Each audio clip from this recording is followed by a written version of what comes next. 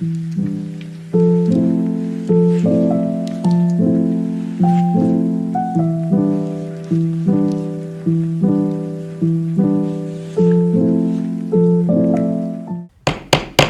like to call the meeting to order. Please rise and join me in the Pledge of Allegiance. Pledge allegiance to the flag of the United States of America and to the republic for which it stands, one nation, under God, indivisible, with liberty and justice for all. All right. Madam Clerk, would you please call the roll? Supervisor Moore. Here. Councilwoman McNamara is absent. Councilman Iacilli. Here. Councilman Powell. Here. Councilman Martell. Here. Thank you. All right, we're going to start the work session today with a presentation on a proposal to change speed limits on certain roads in Tuckahoe and North Sea. And Tom Houghton, our Director of Municipal Works, is here with us. Welcome, morning. Tom. Thank you. Thanks for joining us. Morning, Tom. Excuse my appearance. We were dealing with a fuel station emergency this morning, so I didn't know how dirty I was going to get today. Hopefully it's under control. Yeah, it's not nearly as bad as we thought it was. Oh, good. Copy still here? I'm not passing these out, so. Okay. Note. Mostly prepared.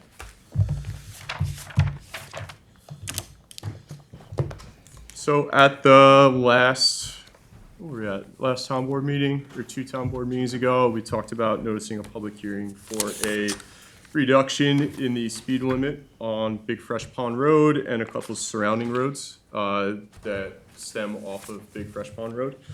We had a tremendous amount of the constituents, greater than 50% of the constituents in that neighborhood, petition my office to take a look at the speed on that road. Which are in this packet. Yeah, we attached them to, they're attached to the study.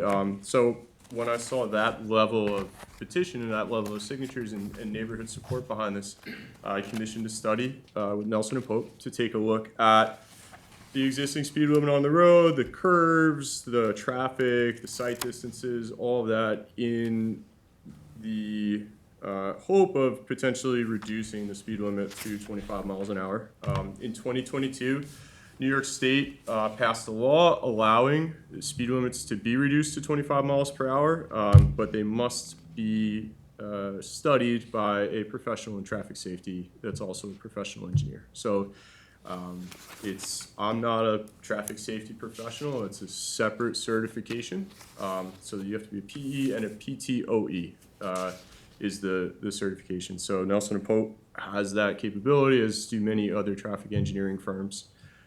So we commissioned them to do the study, and they took a look at Big Fresh Pond Road and the number of houses and residents and curves and the narrowness of the road itself, and they determined, based on their engineering analysis at Big Fresh Pond, that a 25-mile-an-hour speed limit would be warranted on this particular road and these neighborhood streets.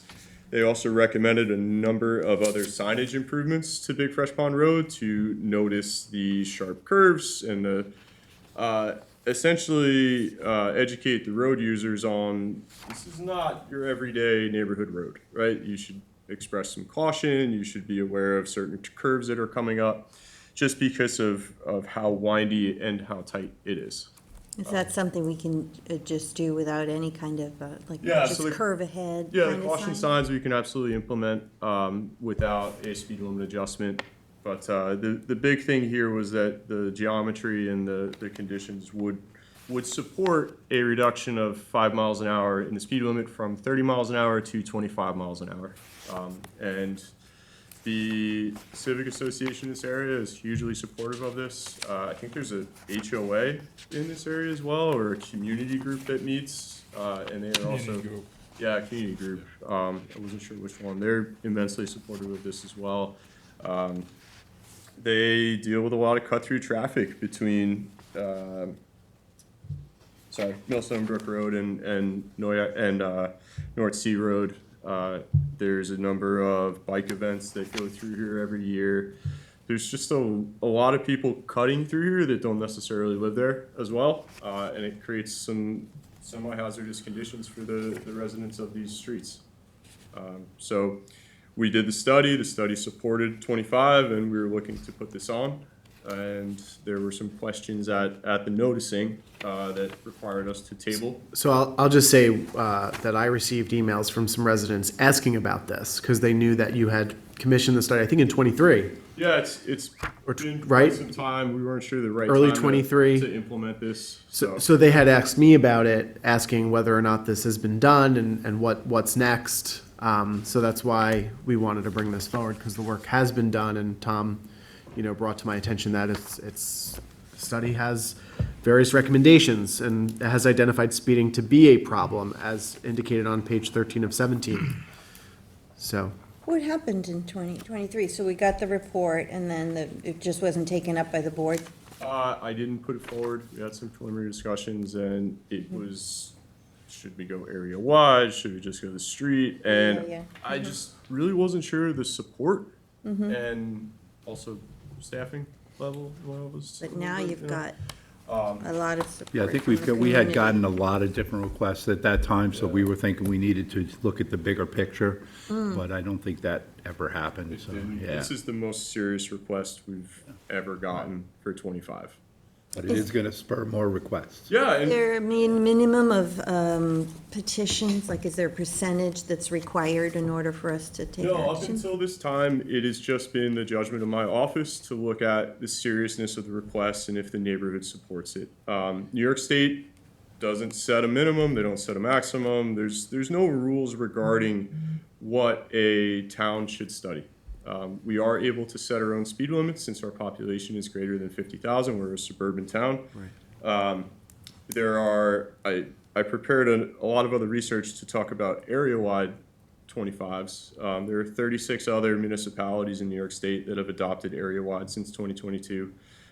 Typically, there's a study done. The study breaks the roadways into three classifications, three groups, if you will. They look at your local neighborhood streets is group one. It's everything that's 30 miles an hour that's either striped or unstriped. It's where people live, those streets. Group two are collector and minor arterial streets. So bigger streets that are funneling neighborhoods to minor roads and stuff like to arteries. And then you've got your principal arterial streets in group three, which is everything that's like a 35, a 40, a 45. All of those streets are listed in our town code because they have speed limits other than 30 miles an hour. So the report would look at the neighborhood streets, or the study would look at neighborhood streets, and it would look at the minor collectors. But everything that is like North Sea Road and Montauk Highway, they'd all be excluded.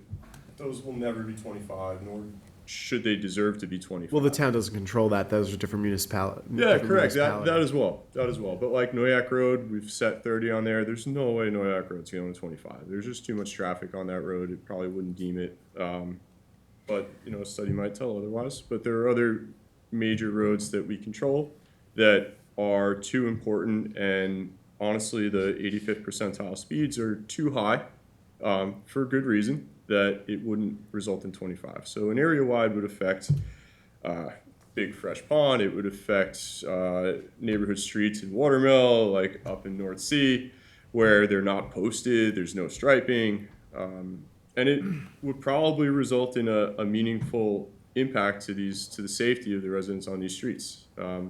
Did you just say there's something that in the law that says if it's 50,000 or more residents that the town can control the speed? Yes, and that's us. We have always set our own speed limits once we hit that population mark. Right. So anytime we change a speed limit, we are able to do it. And if we were under 50,000, we would have to petition the state for that change. But wasn't it just a couple years ago that didn't the state previously require permission if you wanted to go below 30? Yeah, correct. So 30 was our base until 2022. And then in 2022, they lowered the base to 25 miles an hour. So now they only require... They lowered the base to 25? Yeah. So the minimum is 25 as long as it's accompanied by an engineering study by a traffic professional that recommends that speed limit. So right now our area wide is 30. That's the fastest you can go on a road without that road being part of the Chapter 312-97, speed limits within community planning areas. So such as County Road 105, Eastern Riches Road, Lake Avenue, Palmquag Avenue, Old Riverhead Road. All of these have speed limits that differ from the 30-mile-an-hour area-wide limit. So if it's not 30, it's listed in this chapter. And if it's in this chapter, we're probably not looking to change it. But what about in this recommendation on page 14 in the report? You know, it recommends going from 30 to 25, but it also says something about speed limit reductions to 20 miles an hour. So those are advisory signs, and the 20-mile-an-hour advisory signs are always in yellow. It's black lettering on a yellow sign. Those are Around a curve. yeah, that's curve. That's caution. You should probably slow down for this curve. If you're in like in a big truck or, So those aren't legal. Those aren't limit signs. Those are advisory signs. Police cannot enforce advisory signs. They're more to warn the road user that, you know, there's a curve coming up. The speed limit's 25, but you should probably slow down to 20. It's just like you would see on a highway ramp. Hey, sharp curve coming, maybe do 40 instead of 75 like you're doing on 95 or something like that. that way you don't end up in the woods. Yeah, exactly. They're to help people adapt to changing road conditions, and temporary road conditions as well. That curve only lasts for a couple hundred feet. It's not the entire stretch of that section.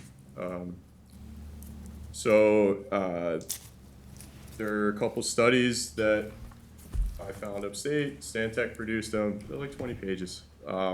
They look at groups of roads. They don't look at every single road in town. We don't have to study every single neighborhood road that's a tenth of a mile long or 3 miles long. They look at light classification. You could apply that across it. But it's likely something that we should consider. There is cost associated with it with the study, and there's a pretty decent amount of cost with the highway department in changing signs, right? That's not a freebie.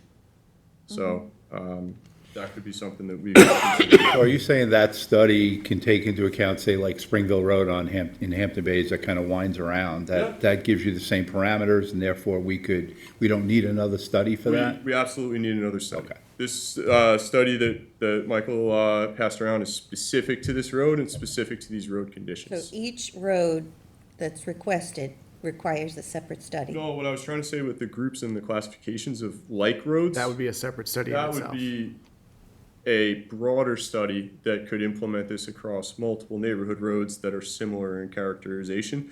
This study wasn't constructed with the intention to do that. Okay, so another study could take Cover a the bigger whole town. area. There you go. Yeah, Okay. and it wouldn't look at all 450 miles of road. It would look at select roads, and it would look at, all right, this road's similar to that road's similar to this road. If it applies here, chances are it would apply there. based on conditions and preliminary data. Exactly. And this is the thing, though. You know, I think some of us are thinking going into this, oh well, you know, we'll just account for all the roads, and we won't have to ever come back to something like this again. But the reality is if we do this holistic study, some of the roads that maybe people want to see a reduced speed limit may not even qualify Yeah, that's correct. for a reduced speed limit. Yeah, that's correct. So that's why I think, you The know, this is something to think about, you know, in going forward. And that's why we have like tiers of importance of roads. We have our major arteries, like I have our speed limit map from the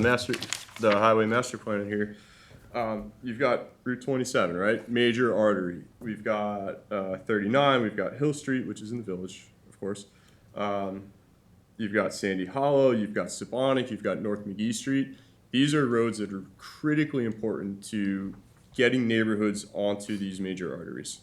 These roads wouldn't change. I wouldn't include these roads in the study because I feel like it would just be a waste of resources to take these very large, high volume roads to knock them down to 25. That would never happen. Now, that second tier would be the roads that are slightly less big than like Millstone or Deerfield, and take a look at those and see, you know, those we would probably look at on an individual basis within this study. And some may go 25, some may be 35, some may be 30. And then below them are all like the small neighborhood roads, like Wickatuck, where it's just a loop in Sag Harbor that serves houses. Like, that's not critical to entire areas getting out in evacuation zones and stuff like that.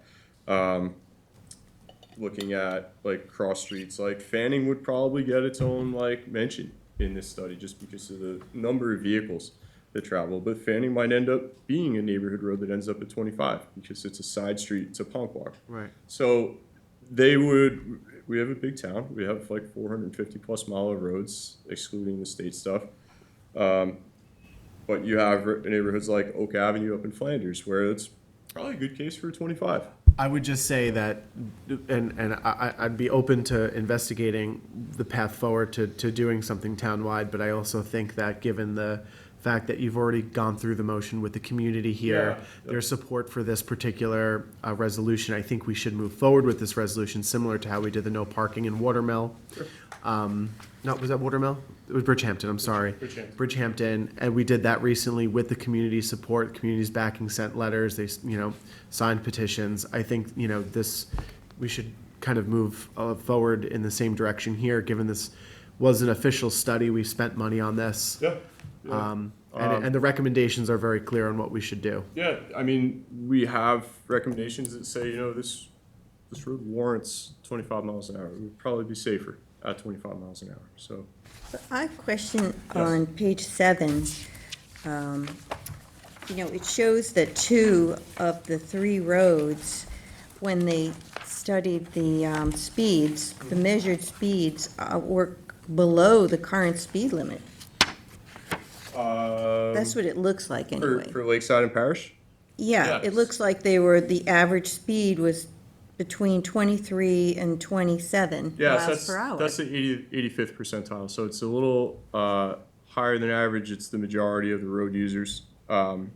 So that would be case for lowering it. But the majority of the drivers are adhering to the speed limit. They're going lower than the speed limit. Yeah, lower than the Because they speed limit. deem probably that there is People measured walking. It's not- measured to actually go slower. Yeah. Right, so us telling them that they can go faster is counter to what the road users are experiencing. Like, we could probably sign it at 55, but people wouldn't go 55 through that neighborhood. They'd probably still go this speed because speeds are affected by what you're seeing and number of cars on the road and joggers and bicyclists. Is there any information that shows that lowering the speed limit lowers the speed? Or is it a Yeah, matter of so- enforcement? So New York State Safe Streets Coalition, obviously Safe Streets Coalition is in support of a reduced speed limits across the state. So they have a couple examples in their review of the new code and their support of the new code. So they talk about reducing speed limits, reduces speeds, even with no other measures. So they said, for example, in Boston, they dropped its speed limit from 30 to 25 in 2017 and reduced the number of drivers exceeding 35 by nearly 30%. So just lowering the speed limit itself is causing people to go slower. Okay, who's that report by? This is the New York State Safe Streets Coalition. All right, I would like a copy just for my file, but I think that that's very relevant. Yeah, we'll circulate it. They Because, also- some people do say, well, they're not abiding by the current speed limit. What makes you think lowering it is going to help? You need more enforcement, but Yeah. that contradicts that theory. You will need more enforcement initially, but also Most people are aware. Like, I think one of the things, when we introduced the speed monitors, for instance, there were some who said, well, you do that, even if they flash, no one's going to do anything. They're just going to, but actually they've been found to actually kind of work a little, for a lot of people. I think every municipality seems to be seeing that, and they're introducing them in their communities, on their streets, and I think when it's there's awareness. They change their driving behavior. You have to also realize that Parish Road is a short road. So you don't have enough time to go from 0 to 40 or 0 to, Parish Road is like, I'm just trying to figure out how long it is, but I know it's not a long road. I can't think- tell on this. they might mention in here. Yeah, that's a short road. Yeah, it's right here, that's Parish Road, so it's, go here to there, so. You're not gonna have No, it's, time to get up that fast No. anyway. And then I also found some notes from the village of Briarcliff Manor, which is upstate. It's a village, it's smaller than us. But in their press release on them lowering to 25 miles an hour, they say that while studies suggest that lowering speed limits may not drastically change overall driving speeds, drivers often travel at speeds they deem safe. Lower limits encourage cautious driving and provide a legal framework for enforcement efforts to address speeding. So if it's signed at 55, you're probably going to do 55. You feel comfortable. You might exceed it if you feel more comfortable. But if it's signed at 30, chances are you're not going 50. going to go that much over. Unless you're on County Road 39. Yes, and then everybody does 60. So I do want to add too, Maria, to in addition to what you were talking about with respect to the speed data, it does also say on page 13, number 3, there were recorded 19 crashes in the study area, and I think that's also relevant to this action that's being taken. Yeah, okay. Yeah, I just want to fully vet No, all I the know. information. I just want to make sure it's Yeah, thank that you. part of it was also mentioned. Yeah, so I mean, the local roadways are also more prone to having pedestrian and bike traffic on them as well. So slower speeds, like, they do help. They do help. They decrease fatalities. Your chances are you're less likely to die if you get hit at 25 miles an hour than you get hit at 30 miles an hour. So that's something. But as far as Fresh Pond goes, we did the study. We have huge community support behind it, and it is deemed warranted in this case. So. and that So- a lot of people walk up and down that road. Oh yeah, it's That's beautiful. And bus stops. The bus stops. I mean, I don't go that road all the time, but I do once in a while. It's beautiful. It's a really nice road. You get to see the lake on most of it. So, excuse me, pond. I'm like, It does seem warranted, and even if it creates a flurry of more requests, we can cluster those, right? Yeah. We don't have to jump on each one. We I can just want to gather guarantee them up. I mean, I'm okay with this, I just want to guarantee that we're going to move forward with the rest of the town, because the requests are starting to pile up. And if we have a huge outpouring of requests, I think that would be grounds for another work session to talk about. Let's look at an area wide. Residents might not know. So how When you long would a say they're study of building up- townwide be? I'd say give it 3 to 4 months to be conservative. Maybe 6. Now, you said the No, requests are so we are, I building know up. that in the Remsburg-Spionk area, we're getting them, I know in Watermill on the back roads, we're getting them, in Hampton Bays, certainly, we're getting them. So we're getting quite a few, and we even got one for Montauk Highway in Hampton Bays, but we kind of put that one to bed, Yeah. so. So we should, whenever any of us get one, we should send it to Tom, and you Yeah, can please. put it in a book, and Please, we'll compile it. when we, And we're having a internal traffic meeting with the chief and everybody, and, week, right? next week, and I think, if you have any requests that have come to you, please send it to Tom so we could discuss it in our meeting, and Marie, I think you will be, Yeah. you're invited in that meeting as well. I think there will be people that are going to say that, it's going to take twice as long for me to get to the supermarket, but their studies are showing that it doesn't take that much longer. I think, like the corner of Millstone and Barker's Island. That's a bad corner. I had some data in here somewhere that, it's just, a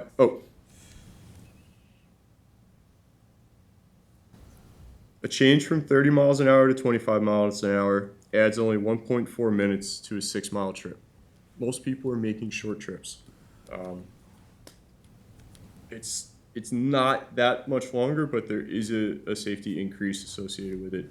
Your stopping distance is much shorter. If something jumps out of the road, you can stop a lot quicker from 25 than you can 30.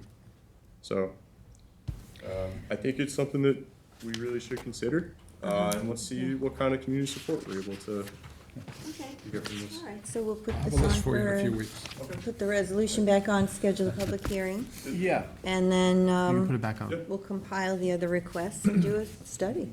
I want to know, what are we going to do, what can we do to persuade the state to take some action on 24? That was very disturbing information that we got from the Yeah, resident. so I'm in the process of putting a letter and some data together for that, to send off to the state to get some answers on that. I mean, I mentioned that it was a lot of pedestrian error in that. I don't know if there's been too many summonses written for the drivers of those accidents, but that's what I want to find out for sure. And it could be an issue of, yes, reducing the speed limit, but just like Maybe 39. lights, crosswalks? Lights and crosswalks, exactly. It's all the other So, little things, yeah. Would you think, so you're requesting information or requesting action? Because maybe we. Well, I need to get the data from PD first, because we handle Flanders Road, and then once we have the data, we can then document that and send a letter off and try to find out what they can do mitigation-wise. Yeah, I agree. The lighting, which the neighbors may not, I mean, Route 24, most of those businesses and homes are very close to the road, some within 10 or 12 feet. You know, and street lights up and down 24 might be a lot for the neighborhood, but I think it needs to be done, especially in that corridor from basically the Big Duck to 105. Then when you do have the crosswalks, they should like do it how they did it in Bridgehampton with the lights. With the rapid flashing beacons. Yeah, that's how it should be done. I think all our crosswalks should have at least the light on the side of the road to remind people of what's going on there. Especially on main roads. Yeah. There's a lot of activity in that 7-Eleven and where Yeah. where the former restaurant used to be on the north side there. And Yeah, that Hampton Deli at night is very, Yeah. very busy on 24. if you want, and then I can reach out to the Hop Pop office, DOT. So Stir the pot a little bit and then we'll follow up on it, yeah. you know, they were my clients when I Great. was an AG, so I know a lot of those folks very well about it. Okay. And do you ever reach out to anyone in the state or the DOT for? They usually don't get back to me, the state. The county's much different. They're very responsive. The state, it's a, Yeah, well, we can also enlist the help of our assemblyman, and he can help push Yeah, it that too. I can get to them if you want. Yeah, yeah, let's make sure we do that. Yes. all right, so Thanks, I'll Rick. put the notice back on for the meeting in 2 weeks. Okay. And then we'll have a public hearing in 2 weeks after that. Yeah, Okay. Sounds great. Good plan. Thank you, All right, Tom. Thank you. Thank you, Tom. thanks, Tom. Could you make a copy of that report for me and just So leave it's, it? It's a PDF. I'll just distribute Okay. it Thank to you. the group. Yeah. Thank you. Safe Thanks. Streets Coalition. All right, that was good. Our next topic is the extinguishment of a town-owned development right regarding a carriage house at 439 Hayground Road in Bridgehampton. And come on up, Kelly Doyle, Assistant Town Attorney, Dave Wilcox, Town Director of Planning. Good morning, everyone. Morning. Thank you, hi. Kelly's passing out a little staff report that was prepared. Have to get stamped on Dave? No, because I don't have the stamp, but she took it away from me. Take your pen out, copy. Yeah, the right copy on the top. Yes.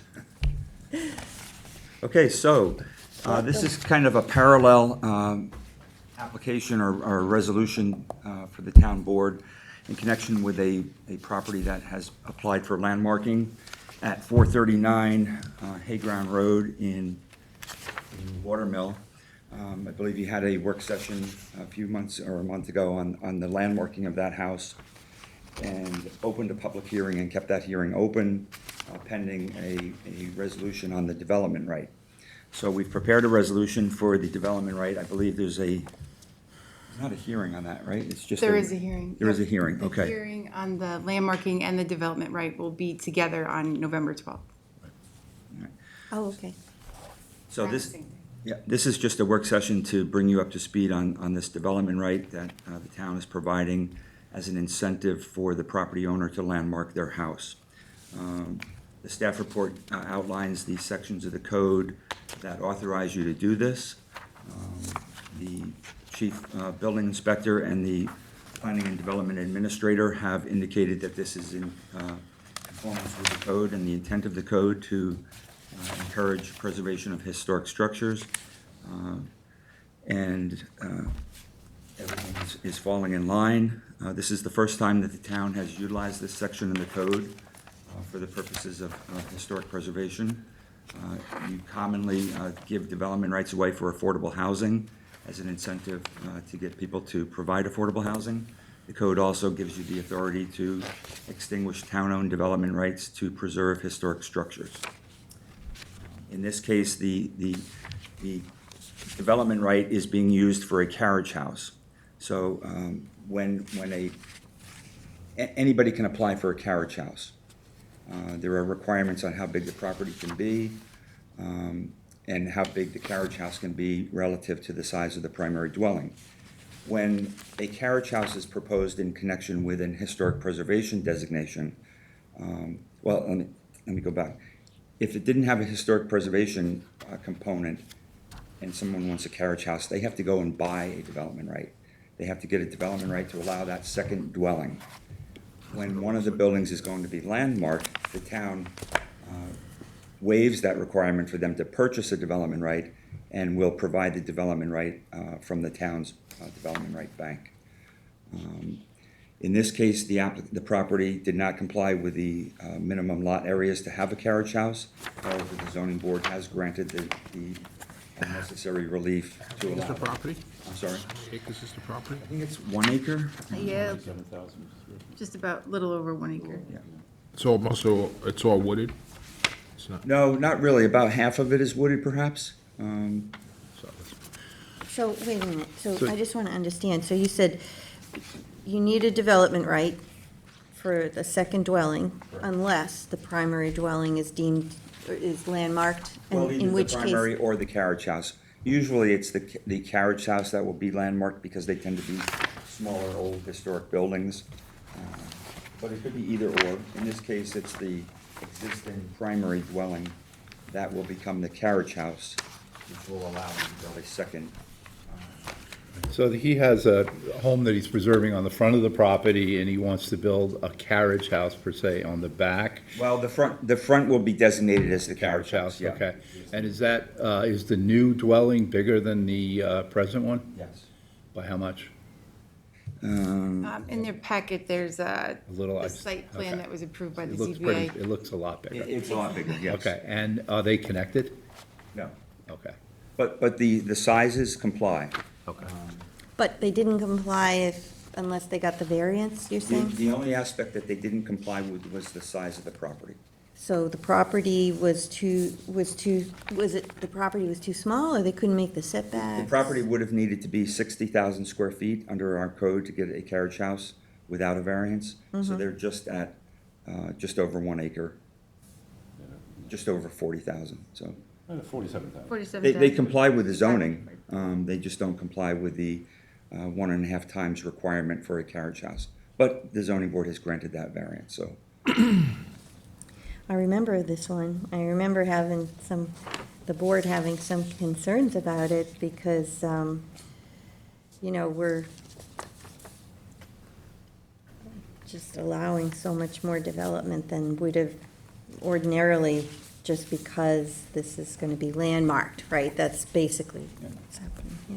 And that's the position that the town codes and the comprehensive plan have taken, is that in order to provide incentives for people to preserve these old buildings, the town is willing to provide this relief and to provide the development rights. Because a lot of the incentive is if you, with the facade easement, we do that, and landmark like we just did at the board meeting, 2 properties, right? And you have discretion on those facade easements. If you felt that somebody had already gotten significant incentives through the ability to have a carriage house, if this application were to apply for a facade easement, you might say no on this one. If what? So I thought we were gonna see less of this new home from the road, I thought originally, and is the characteristics of the new home similar to what they have? From what I've seen, it's a modern home. It's not a glass building next to a landmarked It's a modern carriage home. house, is it? modern home. It should be something with gable, something what matches. Well, that will be an issue for the ARB and also for the Landmarks Board. Yeah. The application for the landmarking is not for the entire property, it's just for the historic house. If it were for the entire property, then the Landmarks Board would have the authority to review and approve the architectural design of the new house. That's what it should be, because why would you want to build a contemporary modern house next to something that's landmark? Well, It's like I mean, putting- there are other ways to address that. They could Yeah. buffer it with landscaping. It's only it's not even, it's an acre and a piece, I Google it here and look at here, it's mostly look all wooded, and you put here, and how much buffer you're gonna, have? They're gonna want some grass? The applicants have indicated that they would appear before the Landmarks Board for an informal discussion about the design of the new house, and just to take under consideration their recommendations. But because the entire property is not proposed for landmarking, any comments from the Landmarks Board would be advisory to the applicant. And the ARB would, I'm sure, love to see those comments as well and take those into consideration. If they weren't landmarking the property in the front, the home in the front, they could do what they're proposing without any public hearing if they were getting their own development right rather than getting it from the town for. Well, they would need a variance also. Yeah, but- with the variance. I think the fact that they were applying to landmark the old house may have weighed on the zoning board's decision. It is subject to landmarking, Yeah, the You're right. ZBA decision. right, the ZBA decision to allow the carriage house Correct. is conditioned upon the old house being landmarked. If they weren't landmarking it, they would probably just tear down the old house and build a new house. So then what is, I mean, maybe it's a process question and this has to go before the board because of the density incentive, but the ZBA essentially says here in its report that the ZBA grants relief from Town Code Section 330-94A to allow for what we're discussing here. So what is needed from the town board? The authorization to give them a development right. That Distinguish the specifically town-owned is development right. So That's in the code, it requires a public hearing and town board approval. after the ZBA approves it? It could go either way, but I imagine they wanted to make sure that the ZBA would grant the relief first. Okay. And the ZBA is conditional. If they don't get landmarking, if they don't get the town board development right, then they don't have the rights for a carriage house.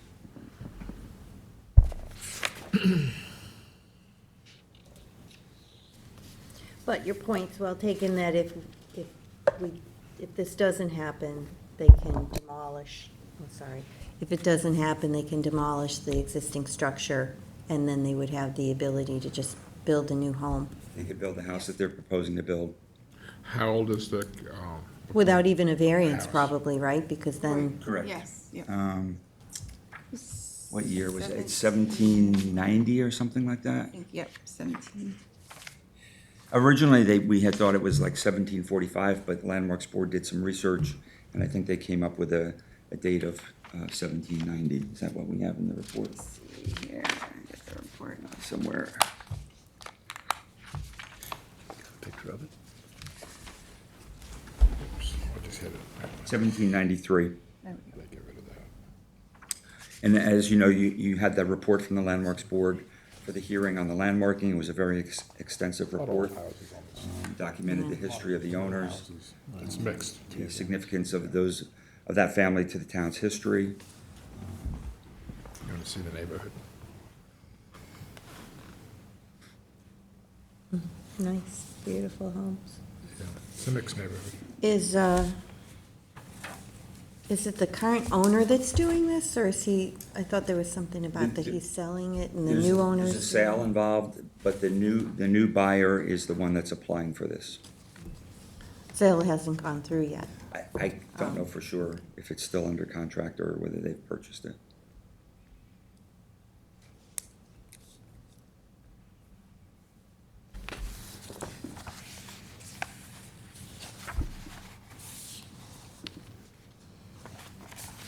I thought there was something about carriage houses needing 3 acres. That's not true? Depends on the zone that you're in. I forget what zone it is up to, but I think maybe R60 and below, you need 1.5 times the zoning. So in a 1 acre zone, you need 60,000. In an R60 zone, you would need 90,000. Oh, okay. When you get into the larger zones, it's not 1.5 times. I think it's just a minimum of 3 acres. Yes. Oh, that's where I Yeah, must have read it. CR 200, CR 120, and R 120 zones have to be 3 acres. And not less than 1.5 times the minimum lot size of the zoning district and all other eligible zones. But that's only in the lower zones. Okay. And then there are some other requirements, such as, they have to have a single driveway, things like that. And there would be a covenant required, that they would have to record in order to make sure that they comply with these other conditions. That's highlighted, in the code section on page 5 of 6. One of the key elements of the covenant is that if one of these houses is damaged or burns down, we get the development right back. They don't get to keep that development right and rebuild a carriage house. The covenant says the development right is returned to the town, so there is some protection there. They couldn't just go in there, build their new house, tear down the historic house and say, oh, let me build another carriage house. No, we'll get the development right back. It doesn't run with the land. Correct. But could they buy a development right and rebuild the carriage house? They could, sure, they'd have to, yep. But I don't think the variance would apply, because the variance was conditioned upon a landmarking. So if the landmark building burns down, we get the development right back. They could go purchase a development right, but they would have to get a different variance from the zoning board. That's a good point.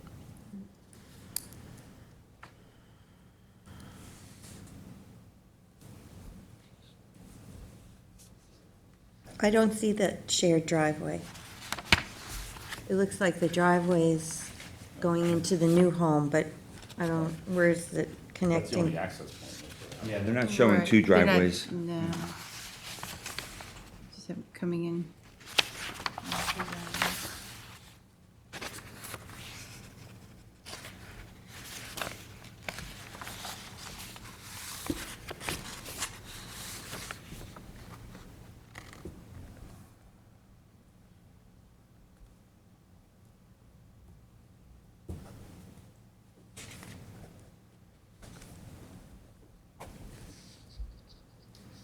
It's not likely that this carriage house or this historic home will be used as a second dwelling.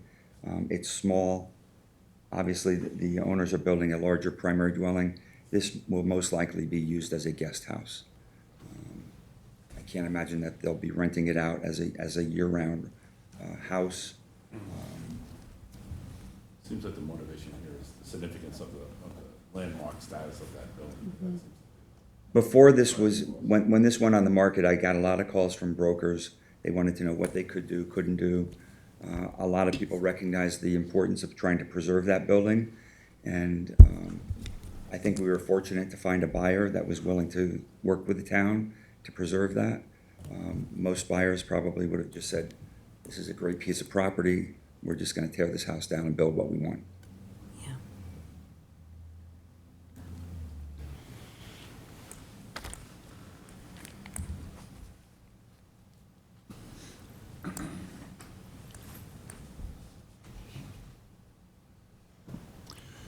Just to be clear, all that would have been legal. They could have just bought the property, taken down that house and built what they're showing here. That's correct. Because, there's a big pool in the back, there's a lot of other things going on. That here, house so- meets all of the zoning requirements. Okay. Coverage, setbacks. So in essence, we're really just preserving the landmark on the front of it and adding it to the site. Correct. Okay. And that area, I drove by not too long ago, they're flipping a lot of properties in there. There's a lot of rebuilds. Not next door, but pretty close to Actually, it. just up the street, there was another old Halsey house that David Walentis had sold. And he thought the purchaser was gonna preserve the old house. He found out they were gonna demolish it. The town gave him variances to move it to another piece of property on his Right, I site, remember that. which allowed it to be preserved. So that building is not landmarked, but it's in the same age period as this house.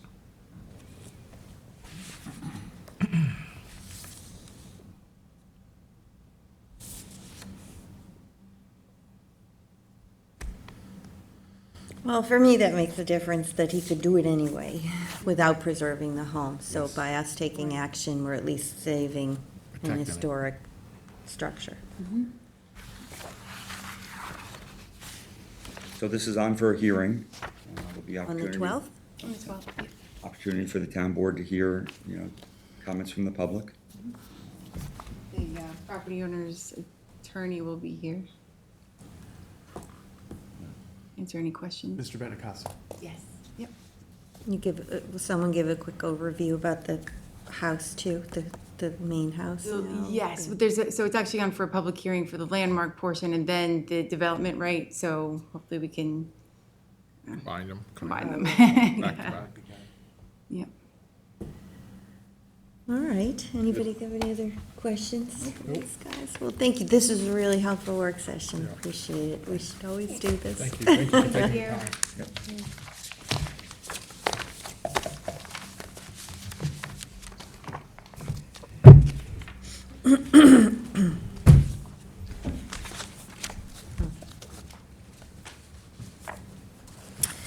All right, well, that brings us to our town council member and supervisor liaison updates. We started down this one last time, I Wanna think, start over so- here? Yeah, let's start with you, Michael.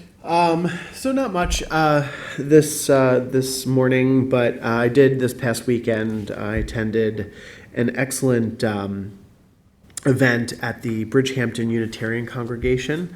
There was a wonderful conversation that was held between leaders in the Jewish faith, Christian faith, and Islamic faith. They came together to discuss an interfaith dialogue. Reverend Kimberly Johnson is the head of that congregation. We really thank her for bringing folks together and having that nice discussion. I went with Rick yesterday to Southampton High School, where we honored veterans thanks to the work of the Patriots Club, which works to get students involved in understanding service and partaking in various community efforts. And that's a lot of honestly thanks to Thea Fry, who really leads those efforts, and we also recognized her for her commitment to the community. But we honored Richard Height, we honored Daniel Ferrara, and also Gary Carl, who did pass away, but we did honor him posthumously. And also legislator Ann Welker was there. The village board was there from Southampton, as well as a member from Congressman Lalota's office. So it was a nice event, and we stayed for a little bite to eat after. So. Yeah, very well attended. It always is, and the veterans appreciate the homemade food. Sunday Shermeyer was there Yes, also. Clerk She Shermeyer was ac- there, yeah. She got there so early, she got to help serve. Yeah. So I give her kudos for that, but it was very well attended, and many thanks to Thea Fry. She's been doing this for years. Well, thank you for doing that and representing the town there. Sure. Let's see. Last Thursday, Human Resources Department put a career day in place, and I stopped by to see how that was going. It was at the Hampton Bay Senior Center, and it was so well done. We had a lot of department heads that were there, and division heads, and people were coming in. And they were set up like in a big horseshoe, and people would come in that were looking for jobs or interested in new jobs. And the county was there, and they were there to explain the civil service process and how to sign up for exams, and it's nicely done. So I wanted to thank Juan and Wendy and his team for putting that together. And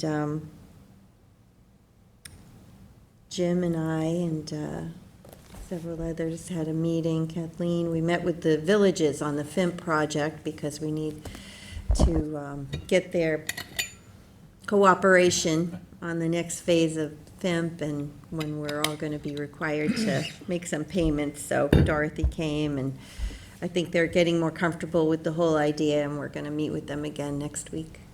Great. Your experience and your reputation with those villages is very helpful. Oh, thank you, Jim. Appreciate that. And Monday night, I attended Hampton Bay CAC with Rick Martell, councilman, and gave an update on Penny Pond Park.